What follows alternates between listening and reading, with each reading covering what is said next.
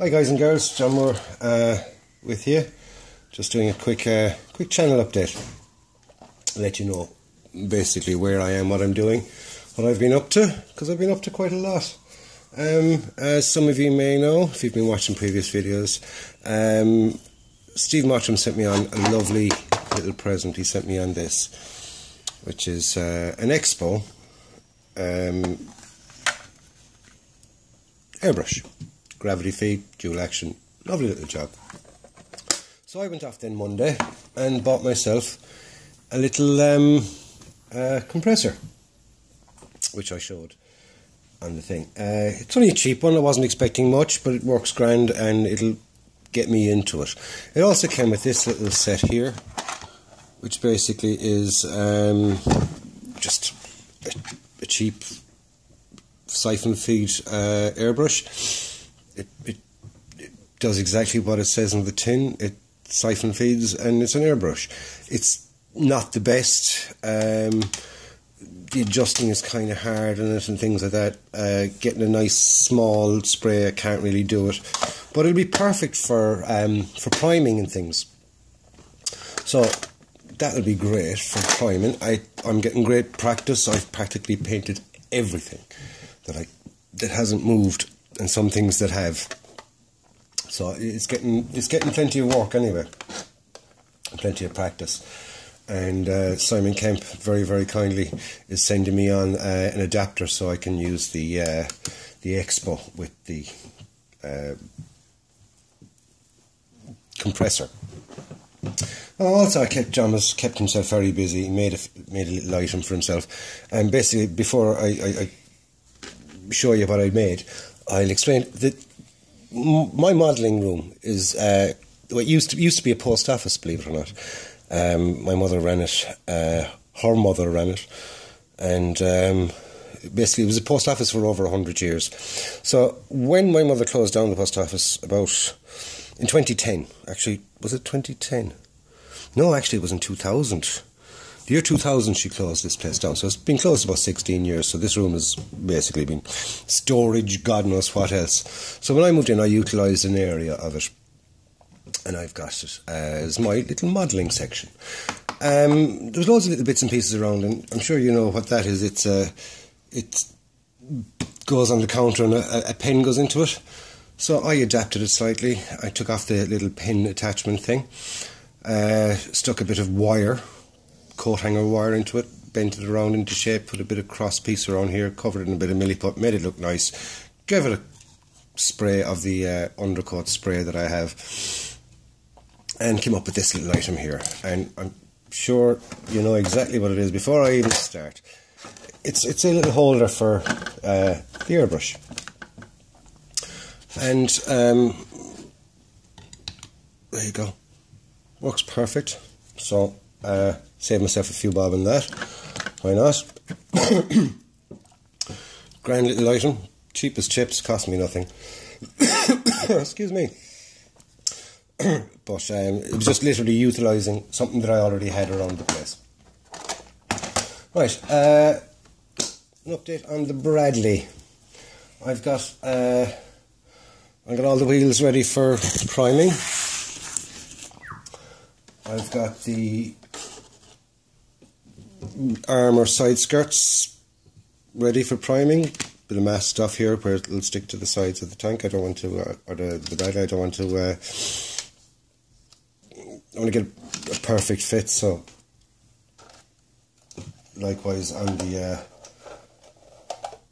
body, masked off the area that it's going to glue to.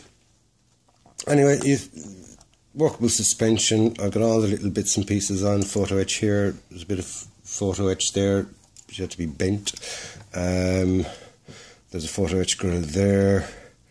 There's more photo etch around the front of that, and one or two other places. So what I'm going to do is I'm going to mask off all the glass and that. That's next job. On the turret, I've basically got this far and stopped. It was just so many little fiddly pieces, they were driving me up the bloody wall. and all that's left is more fiddly pieces. So what I said, I'll take a break from it, put it away, because I didn't want to make... I find if there's too many small pieces, I get kind of frustrated, there's a chance that I'll damage it. So I've put up for the last 3 or 4 days, haven't done a thing to it. So I got that far. So for the last 3 or 4 days, what have I been doing? Well, I started work on the Spitfire. That's the Airfix 1/24th scale Spitfire Mk Vb. What can I say about this kit? It's a heap of rubbish. As in, so far, it's a heap of bloody rubbish. There's more flash in it than anything else. I'll just give you a quick look at the sprues. Obviously, the box shortened down. I've made it short. Cut them into reasonable sizes because the box is bloody big, huge thing. You don't need it to be that long. When I say it's horrible so far, what I'm referring to is flash. It's everywhere, absolutely everywhere, everything. I mean, you can see it here on the side of that. It is everywhere. Every single little piece has a ton of flash on it. So you cut off a piece and you can see it around that. You know, seriously. Now I can't really whinge too much because I only paid €25 for this kit. But the list price for this kit in Ireland is €85. Now, if I paid €85, I'll tell you one thing. I'd be rather miffed.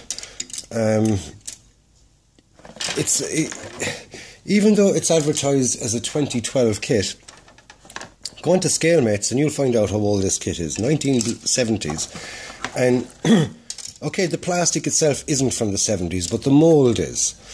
And the mould has had so many uses, or not uses, but yeah, uses. It's been used so many bloody times that the fit on the moulds isn't the best, so it seeps, and that's where you're getting this tons of flash from. It's on everything. So any little, it's not too hard to clean off in the big pieces, but when you come to the little pieces, that's going to be a bloody nightmare. But I'm told that once you get rid of it all and all the flash and take your time in it, it builds up to a nice kit. So the jury's still out on that one. What I have got done on it, I have the 2 sides off. I have them painted on the inside colour for the Spitty. When it comes to fit, I did a kind of just a put together of this piece here. And usually you can kind of tell from that how the rest of it is going to go, and that appears to be actually quite okay. I mean, I don't expect it to be perfect.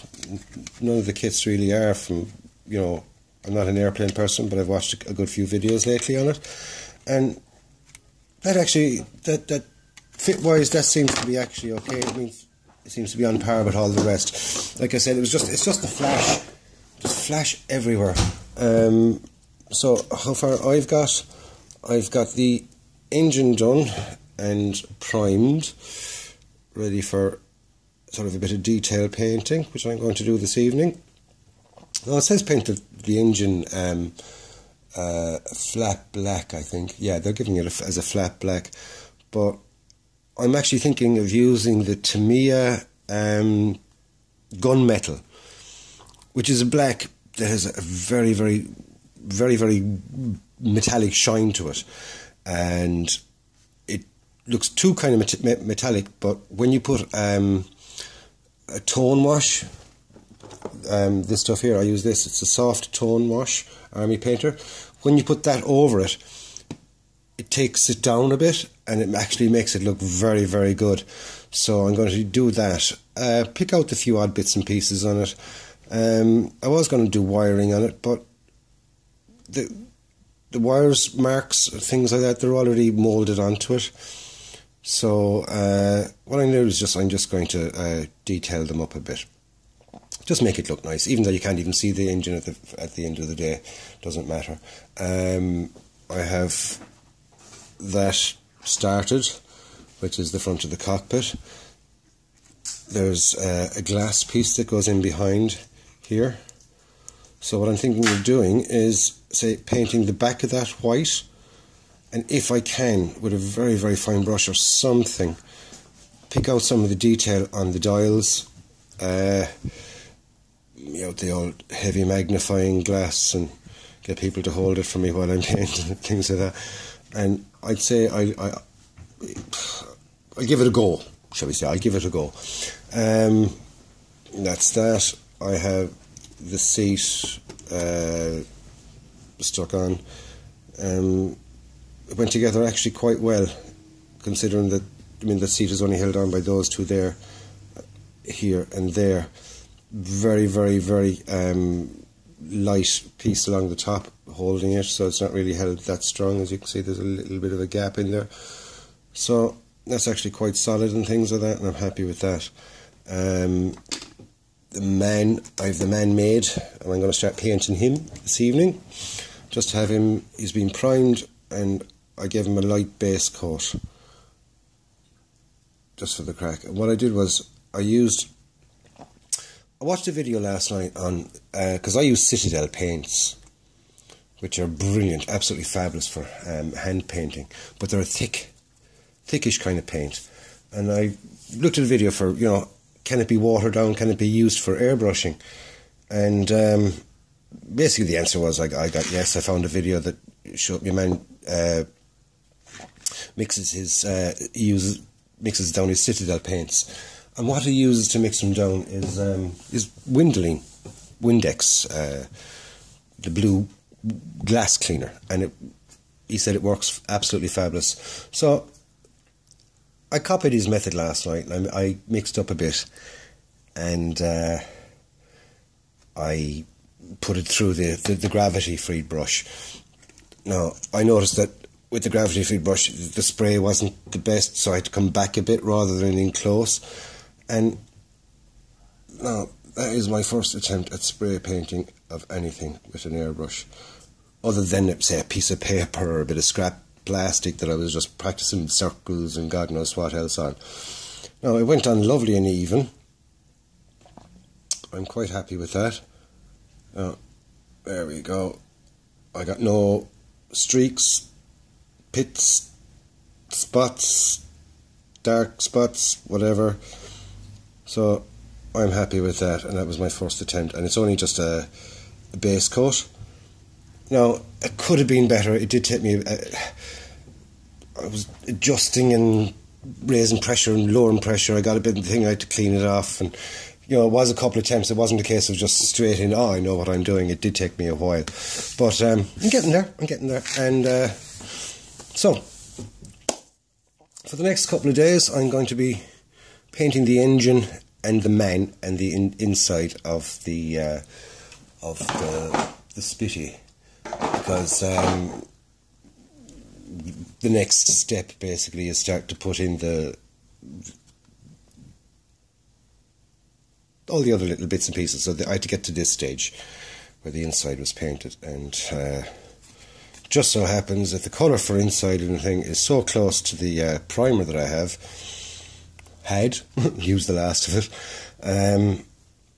that I might even leave it at that colour before, because I just want double checking colours and things. But I think that will do for the inside.